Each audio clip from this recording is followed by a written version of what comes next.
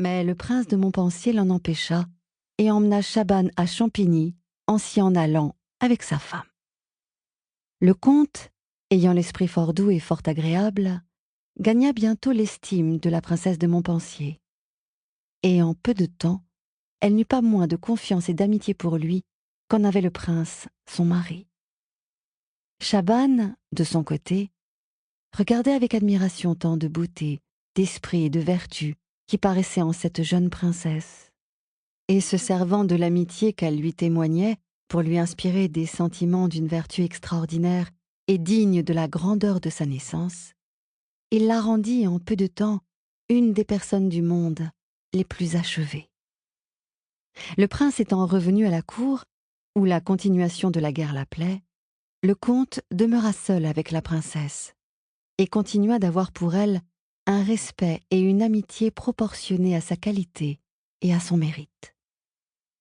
La confiance s'augmenta de part et d'autre, et à tel point du côté de la princesse de Montpensier qu'elle lui apprit l'inclination qu'elle avait eue pour M. de Guise.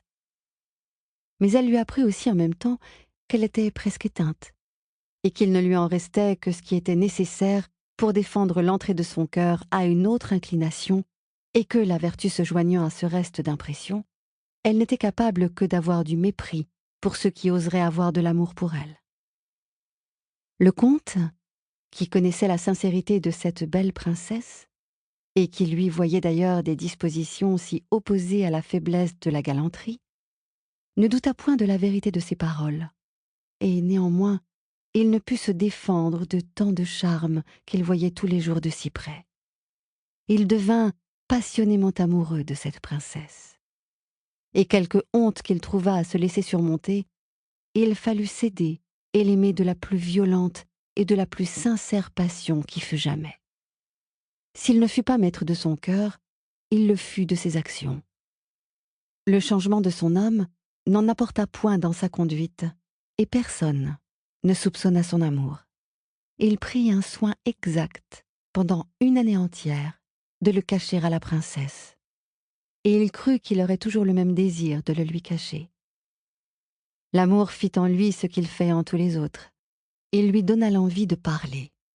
Et après tous les combats qui ont accoutumé de se faire en pareilles occasions, il osa lui dire qu'il l'aimait, s'étant bien préparé à essuyer les orages dont la fierté de cette princesse le menaçait. Mais il trouva en elle une tranquillité et une froideur pire 1000 fois que toutes les rigueurs à quoi il s'était attendu. Elle ne prit pas la peine de se mettre en colère contre lui. Elle lui représenta en peu de mots la différence de leur qualité et de leur âge, la connaissance particulière qu'il avait de sa vertu et de l'inclination qu'elle avait eue pour le duc de Guise, et surtout ce qu'il devait à l'amitié et à la confiance du prince, son mari. Le comte pensa mourir à ses pieds de honte et de douleur.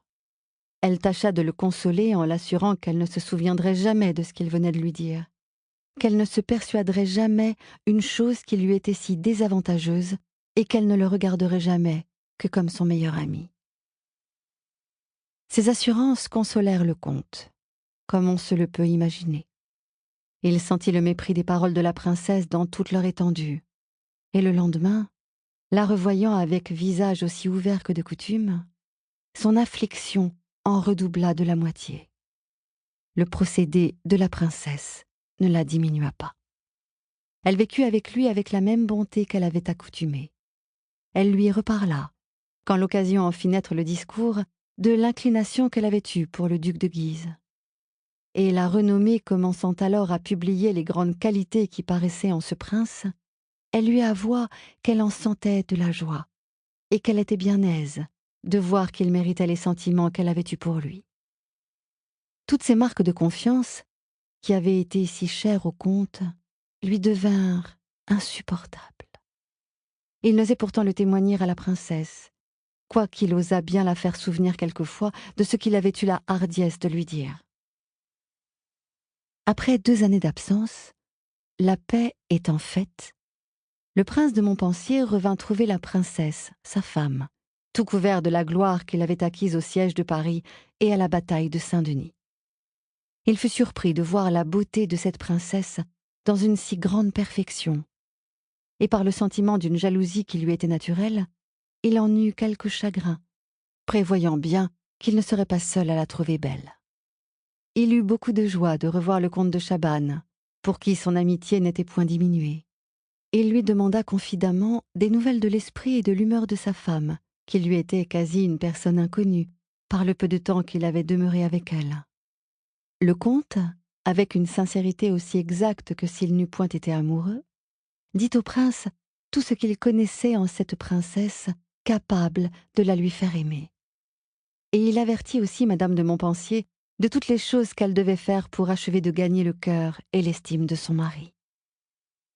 Enfin, la passion du comte le portait si naturellement à ne songer qu'à ce qui pouvait augmenter le bonheur et la gloire de cette princesse, qu'il oubliait sans peine l'intérêt qu'ont les amants à empêcher que les personnes qu'ils aiment ne soient dans une parfaite intelligence avec leur mari. La paix ne fit que paraître. La guerre recommença aussitôt, par le dessein qu'eut le roi de faire arrêter à Noyers le prince de Condé et l'amiral de Châtillon.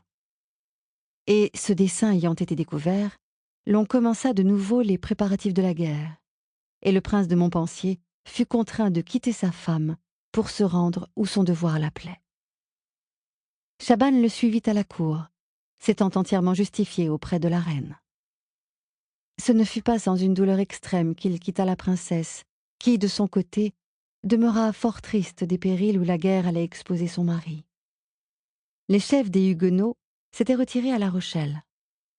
Le Poitou et la Saintonge étant dans leur parti, la guerre s'y alluma fortement, et le roi y rassembla toutes ses troupes.